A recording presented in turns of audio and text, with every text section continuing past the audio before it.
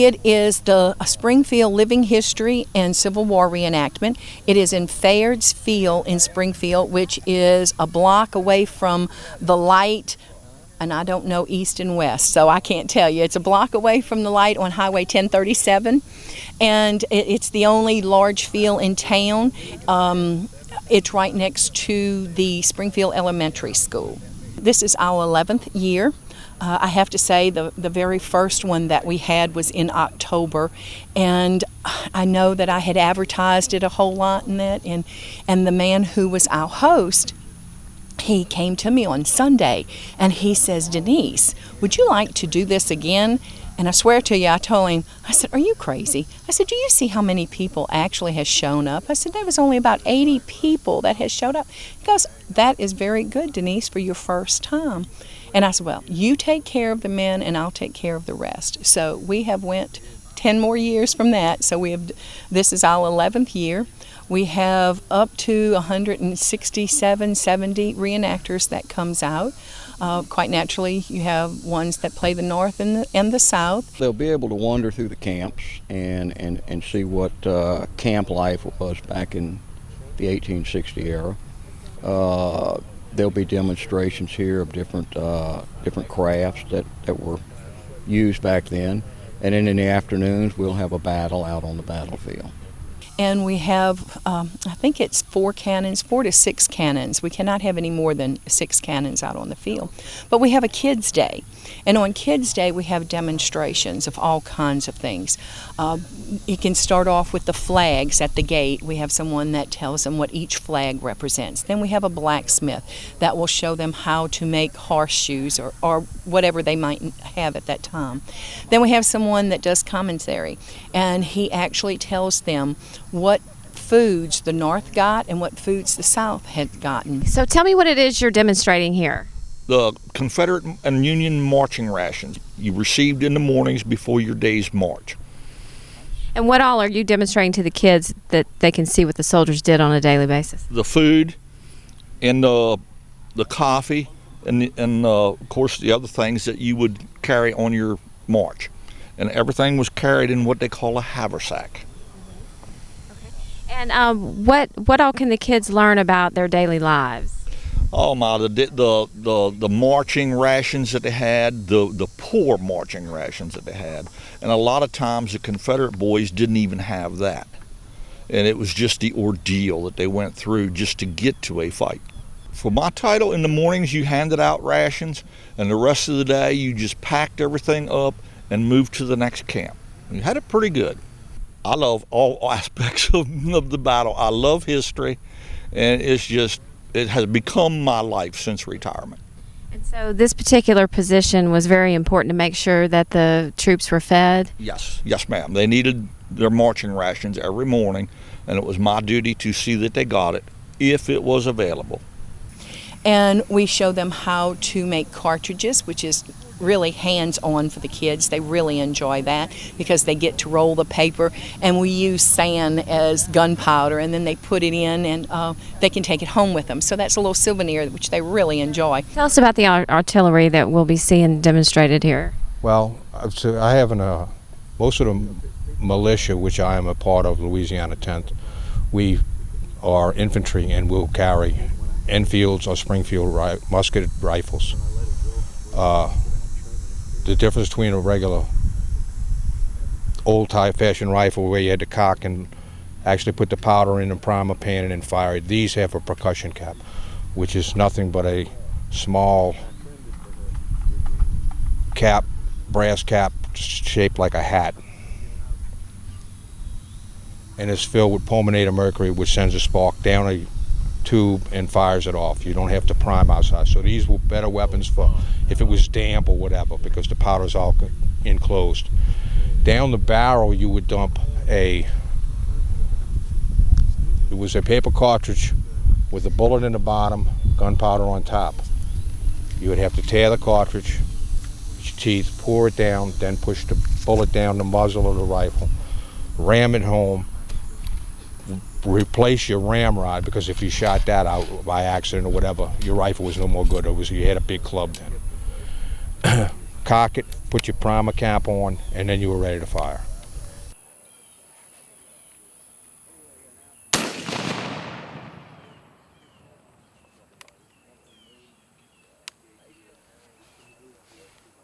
And it was a good average marksman would be able to fire 3 shots a minute. Okay, and the kids will see this demonstrated here. Can you tell them what they would see when they come? Oh yes, we'll explain it step by step as a non-step count that the Army used to teach, just to make sure everyone was on the same page with it. And when you were in the actual battle, you'd be trained enough to where you would be able to just automatically load and fire as fast as you possibly could. So when the kids come up to the tent, what exactly will they get to do? They will be able to, we will talk to them, explain the rifles, the difference between the rifles and pistols. We will, then after we explain everything to them, we will step to the side, we will load, and we'll fire 1 live round, which is black powder and paper. No, there is no bullet actually involved in it for safety purposes. And then we also show them how to play marbles, how marbles was made, and we give them a history about all of this stuff. And then they give them, they let them know how they cooked. They have an open fire, and they'll show them how they had to put wood and what kind of pots they used. And tell us what you're doing here. What are you demonstrating? Actually, I demonstrate the making of the butter for the kids. They get to come in and churn the butter. What we do is we get the heavy cream from off the top of the milk before it's processed.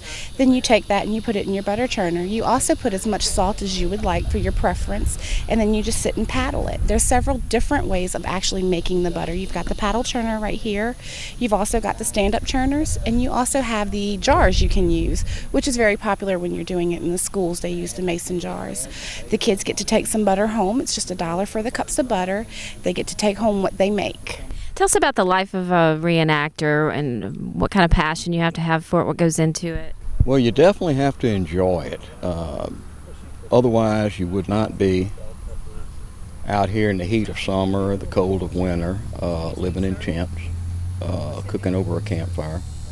And, of course, we pay for all our own equipment, all our clothing, pay our own expenses to do this.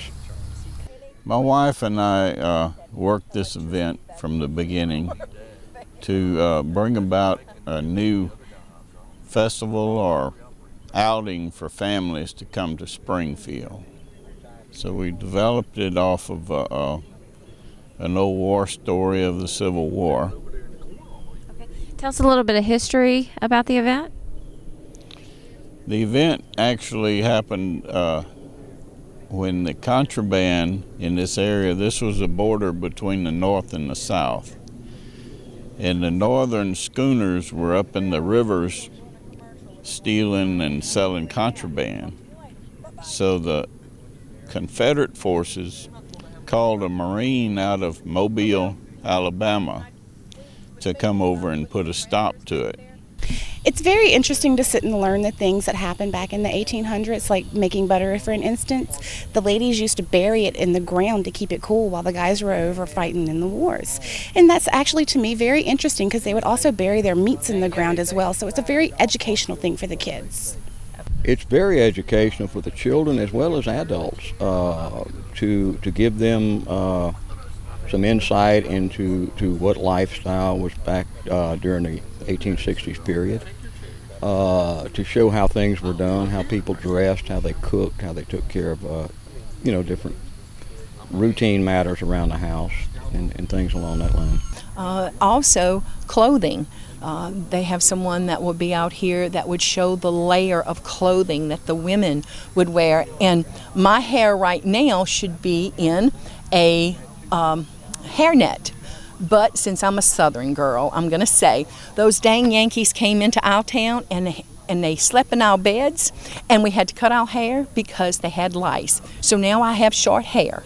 So, but they show the clothing that the ladies wore, and they had to wear the hairnets and the layers of clothing. I mean, they might have 10 or more layers of clothing that they had to wear back at that time, and sit up straight and proper, down to the wrist and up to the throat.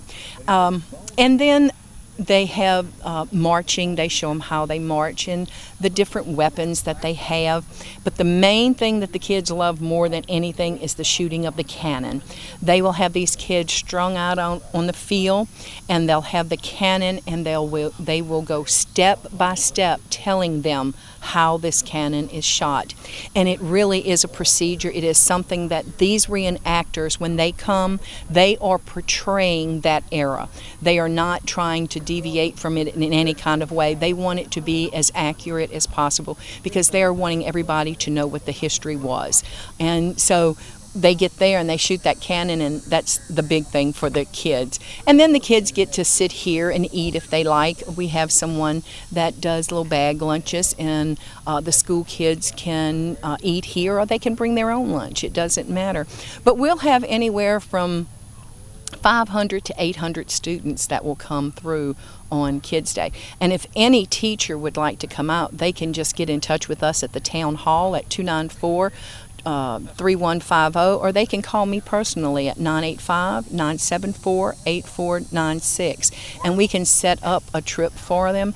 And the kids really and truly, they enjoy it a lot. And then we have a coloring contest, and we call our little soldier William. He's leaning up against a cannon, and the kids get to color it, and then we let the teachers pick the winners, and then we have prizes for them when they get here. Springfield's only been organized since about 1834, but the history of Springfield is very much older than that.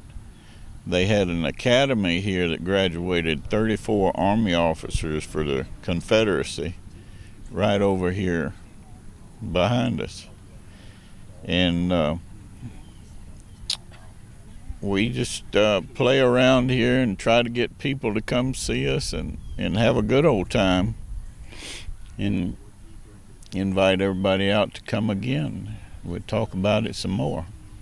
The Carter Plantation, because our reenactment has to do with Carter Plantation, and the ladies at the Carter Plantation has been most gracious to us. On Saturdays, we get to bring all of the ladies, the reenactment ladies, to Carter's Plantation, and we have a tea, and we have someone doing a demonstration or talking about something. One time we had them talking about beverages, another time about their hair, and another one about clothing or whatever. But we have that tea for them, and then that afternoon we have a gentleman's social, and I take all the gentlemen in a school bus, and we go back there, and they get to get cigars and sit around the plantation, and they get to walk around the plantation and inside the house too. The first time that we had done that, there was only a little handful that went of the gentlemen. And when they came back and they said how much fun and how nice it was, the next year we had to make a list because we can only have so many to go. And the list was overflowing. I mean, it was like, okay, we have to do it by ranking or something. But they are doing a fantastic job with us, and they are wanting to have an open house that day. So people, if they want to come here for a little while and then go back there, they can see the house and hear the history there. There will be both Confederate and Union troops out here. There will also be artillery pieces, small artillery pieces, nothing large, but they'd still make a loud boom. There's displays, there's reenactments of everything. And there's a Kids Day on Friday, which the gates are completely open. It's totally free for families and children. The schools participate by sending busloads of students over. And we have reenactment people who will go through their daily activities back in 1860s. We make sure when we started this thing, we are not just talking about one side. We talk about both sides. We let everybody know what the North did and what the South did. And when we started, we had a victory ball, and I says, okay, y'all, I said, if we have a victory ball, we got to get this straight now. I said, on Saturdays, the South is going to have to win, or we cannot have a victory ball on Saturday night. Sunday, the North can win. So that's how we've been doing it. Saturdays is the victory for the South, and then the North has their day on Sunday. It is a history lesson more than just a festival. It's true living history. So we invite everybody to come and take part in it.